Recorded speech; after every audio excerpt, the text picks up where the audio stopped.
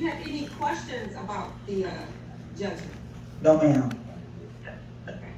So the court will allow the conditional dismissal. Now, Ms. Smith, I do have a note of all the stipulations of that, and what has been placed on the record. Are you giving Mr. Horton permission to sign your name to that so it can be entered with the court as long as it meets with what he has already stated on the record? Yes, ma'am. Okay, so the court will find that the conditional dismissal is being entered with an amount owing total of $9,423. They'll be paid under an installment payment of rent plus $100, starting with, August rent. And the tenant has given, Mr. Porter permission to sign the judgment as long as, of course, with what we have already placed on the record. Now, Ms. Smith, since you are not represented by an attorney today and you have entered into this agreement with an attorney, you do have 3 days which you can contact the court via email, letter, or phone call, or something that indicates that there was a mistake or error made on our part or yours, and for good cause, we could have a new hearing. If you do miss that 3 days where you can just contact the court and request a hearing, you do still have your full 10 days from today or when the judgment is entered to file an appeal if you think you need to. Yes, ma'am. Okay? Okay, so good luck to you. As soon as the court receives the judgment and signs it, we'll mail a copy to you as well. Thank you so kindly. Okay, you're all set. Good luck to you.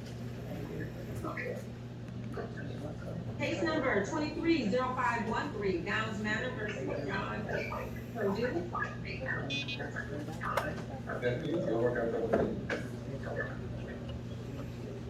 Good afternoon. Good afternoon. She gotta keep them. Hi, state your name, please. John Purdue. Hi, Mr. Purdue and counsel. This is date and time set for a hearing. This is our second hearing. Is anyone representing you from Lakeshore or any counsel representing you today, Mr. I Purdue? just got to talk to someone. Okay. Mr. Walker, do you have any information if there's an attorney on this case? I don't know. Now, I do see Ms. Vaughn, which I did think was gonna be in the breakout room. Ms. Vaughn, are you all right? Judge, I didn't want to interrupt. I did go to the breakout room, but there's no audio. We're unable to hear each other. Okay, I'll have Officer Cleveland see if he can rectify that when he gets a chance. Give him a minute to place you back in the breakout room and see if we can figure out what's going on. Thank you. Thank you so much. Ms. Bond, just go back. Mr. Harker, did you get a chance to talk to anyone regarding Mr. Purdue's case besides Mr. Purdue? No, nobody, notified me they were. Okay. Did you need an opportunity to speak to him as well, or do you want him to go on the county bond list? Connie, you haven't worked anything out with Mr. Purdue as of yet, right? Mr. Purdue did express that he would agree to pay an additional $100 a month while he seeks help. Okay. I think we might be all set then, Your Honor. Okay. So, Mr. Purdue, I understand that you did have a chance already to speak to Ms. Vaughn, and, so what is the amount due, Mr. Harker? 1,073, for cost of 156, total of 1,229. Sounds like you can do a rent plus 100 until the account is current payment plan. Can you speak to that, repeat that again? Yes, he indicated that the rent is $1,073. The court costs and fees are $153, so the total amount owed is $1,229. Yes, Do you ma'am. I agree with can, that amount? yes, ma'am, I can pay it. Okay, and he indicates that you have worked out a plan and you will pay your rent plus $100, starting with July rent, Ms. Vaughn? Yes, ma'am. Starting with, I'm sorry, I keep forgetting it's August. Starting with August rent, is that correct, Mr. Purdue? Yes, ma'am. Okay. And Mr. Porter, is 4B being checked as well? Yes, please, Your Honor. So, Mr. Purdue, if you, as long as you make those payments, you'll pay your rent plus $100, they will allow you to continue to do that until you're caught.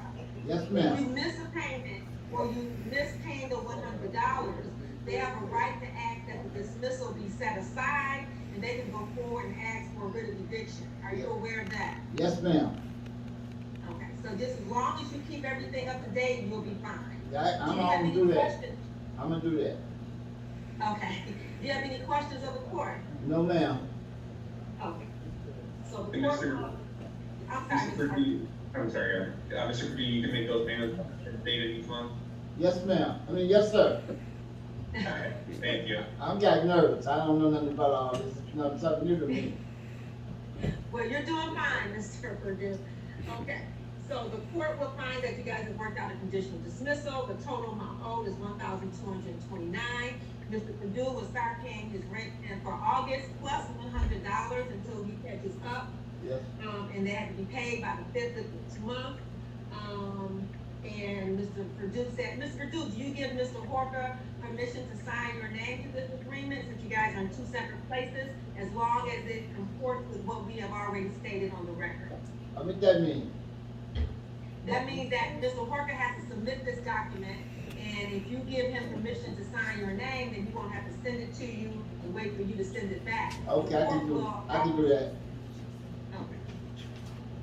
I And just the have court will, to. of course, make sure that it comports with what we have on the record and what has already been placed. Yes, ma'am. Yes, ma'am. So, Mr. Purdue, I just wanna let you know that since you're not represented by an attorney and you did enter into this agreement with an attorney, you do have 3 days in which you can contact the court if you believe there was a mistake made or a misunderstanding. You can contact us by email, you can drop us a note, come by and drop it off with the person. If you miss that 3-day hearing, that 3-day request, you still have your full 10 days from today to file an appeal if you think you need to. Yes, Okay? ma'am. Okay, so, good luck, and we'll mail you the final paperwork once it's been received and signed by the court. Thank you. God bless y'all. You too, take care, Mr. Purdue. All right. Here you go.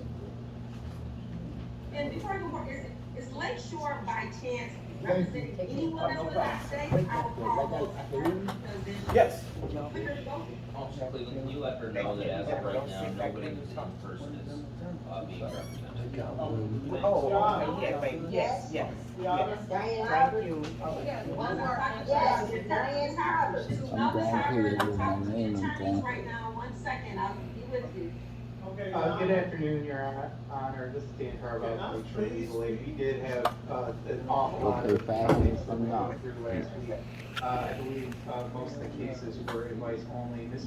Woolridge, if you could advise whether we have anybody representing on any cases, I would appreciate it. Yeah, it looks like all of the cases that we did intakes for last week will be advice only this week. Okay, perfect, that helps. Your Honor. Yes.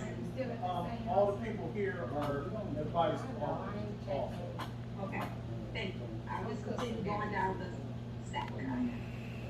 Case number 230518, Adams Manor versus Aisha Kelly. Mr. Horker, representing Clayton. Is Aisha Kelly in the Zoom courtroom or in the physical courtroom? Physical courtroom, yeah.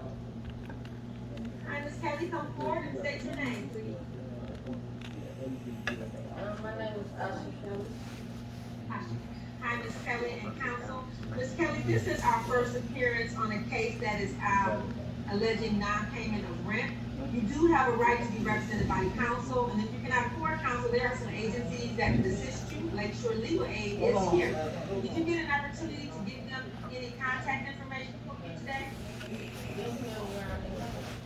Okay, so, what I'll do is I'll give you an opportunity to, follow up with them.